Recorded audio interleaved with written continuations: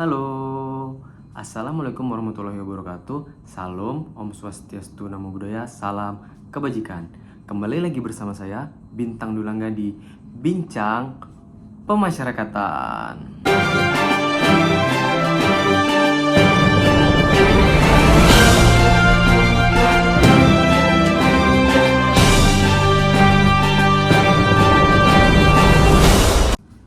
Pada kesempatan yang berbahagia ini, saya ingin membahas terkait penologi. Sebelumnya, ada yang tahu apa itu penologi? Nah, penologi berasal dari bahasa Yunani yang terdiri dari kata poena dan logos. Poena sendiri yang memiliki arti kesakitan atau penderitaan, sedangkan logos yang berarti ilmu pengetahuan. Jadi, menurut seorang ahli, yakni Amrullah, penologi adalah ilmu yang mempelajari tentang masalah penghukuman atau pemidanaan serta sistem atau cara bagaimana kita memperlakukan orang-orang yang sedang menjalani hukuman atau biasa disebut dengan narapidana. Penologi sendiri lahir dan berkembang sejalan dengan 3 hal. Yang pertama, kejahatan yang ada dalam masyarakat. Yang kedua, konsep pembinaan yang berkembang dalam masyarakat. Dan yang ketiga, kepedulian berbagai pihak dalam menanggulangi kejahatan. Fokus kajian penologi adalah bagaimana mengefektifkan penggunaan pidana agar terpidana tidak menjadi residivis sehingga dapat menjadi manusia yang produktif dalam masyarakat. Nah, sejalan dengan perkembangannya, penologi telah menjalani 3 fase.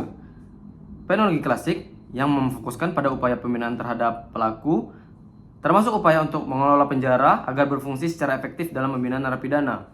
Dan penologi modern yang memperluas dan mempertajam pemikiran pada penologi klasik sehingga timbul pemikiran bagaimana mengupayakan agar masyarakat yang riskan melakukan kejahatan menjadi tidak melakukan. Dan penologi postmodern yang melahirkan pemikiran bagaimana menanggulangi kejahatan melalui program sosial, upaya rehabilitasi pelaku, dan menekankan faktor yang menjadi pemicu kejahatan. Sebagai suatu ilmu, objek yang dipelajari dalam penologi antara lain jenis pidana, tujuan pemidanaan bagi pelaku, efektivitas pemidanaan bagi masyarakat, dan dampak pemidanaan bagi pelaku. Penologi sendiri hadir bukan hanya bertujuan untuk menjawab tujuan pemidanaan atau untuk mengetahui pengaruh pemidanaan bagi pelaku tindak kejahatan dan bagi masyarakat, tetapi juga untuk memahami tugas polisi, jaksa penuntut umum, hakim, dan advokat atau penasihat hukum dalam rangka mewujudkan tanya peradilan pidana yang objektif dan terpadu, dan memahami tentang pidana ataupun pemidanaan serta pelaksanaan pembinaan narapidana, serta lebih fokus pada hal-hal yang terkait dengan perkembangan hukuman, arti dan manfaat yang berhubungan dengan control of crime. Nah, mengenai konsep pemidanaan, menurut Prof. Sudarto, pemidanaan merupakan anonim dari penghukuman yang artinya menetapkan hukum atau memutuskan tentang hukumnya. Pemidanaan merupakan suatu mekanisme hukum yang memiliki tujuan tertentu. Praktik pemidanaan selama ini berdasarkan asas-asas pemidanaan yang tersusun di dalam sistem pemidanaan berdasarkan KUHP atau Kitab Undang-Undang Hukum Pidana, di mana asas pemidanaan ini bertumpu dalam asas legalitas yang mengatur berlakunya aturan pemidanaan menurut waktu. Di samping asas berlakunya aturan pidana menurut tempat dengan asas teritorialnya, asas universal, asas nasional aktif, asas perlindungan dan atau nasional pasif.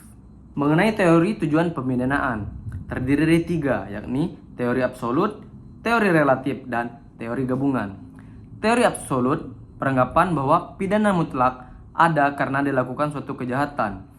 Teori relatif ada karena suatu kejahatan tidak mutlak harus diikuti dengan suatu pidana, tetapi harus dipersoalkan perlu dan manfaatnya pidana bagi masyarakat atau bagi penjahat itu sendiri, atau antara lain harus memiliki tujuan. Sedangkan teori gabungan mengakui adanya unsur pembalasan dalam hukum pidana dan unsur prevensi serta unsur memperbaiki penjahat yang melekat pada tiap pidana.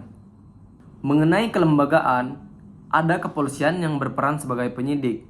Untuk regulasi atau aturannya terdapat pada Undang-Undang Nomor 2 Tahun 2002. Sedangkan yang kedua, ada kejaksaan yang berperan sebagai penuntut umum. Untuk regulasinya terdapat pada Undang-Undang Nomor 16 Tahun 2004. Lalu ada kehakiman yang berperan sebagai penyelenggara peradilan, yakni pemeriksa dan pemutus perkara, yang mana regulasinya terdapat pada Undang-Undang Nomor 48 Tahun 2009. Dan juga ada advokat yang berperan sebagai konsultasi atau bantuan hukum, yang mana terdapat regulasinya pada Undang-Undang Nomor 18 Tahun 2003. Dan yang terakhir ada pemasyarakatan sebagai pembina dan pembimbing narapidana, yang regulasinya ada pada Undang-Undang Nomor 22 Tahun 2022. Nah, ada yang unik nih terkait budaya atau perilaku.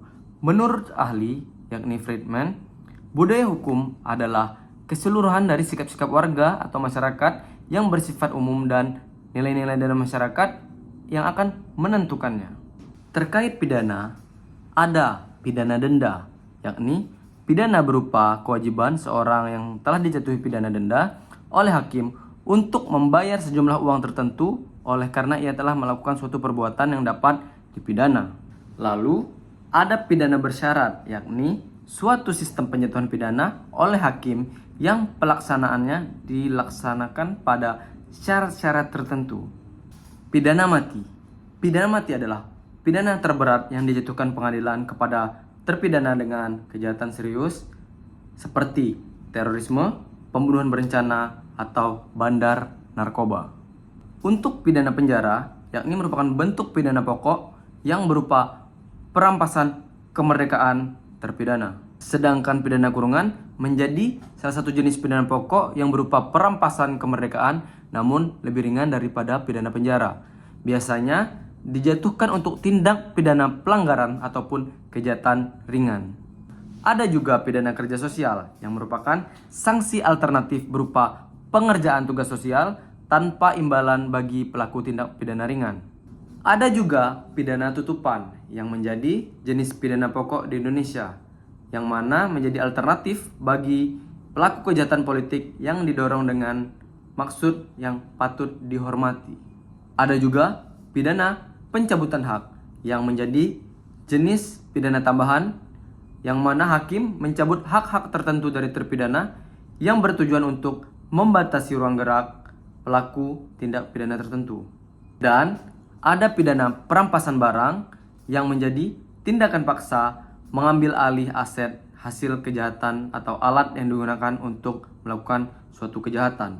Baiklah, sekian bincang pemasyarakatan dari saya. Saya Bintang Dulangga pamit undur diri. Terima kasih.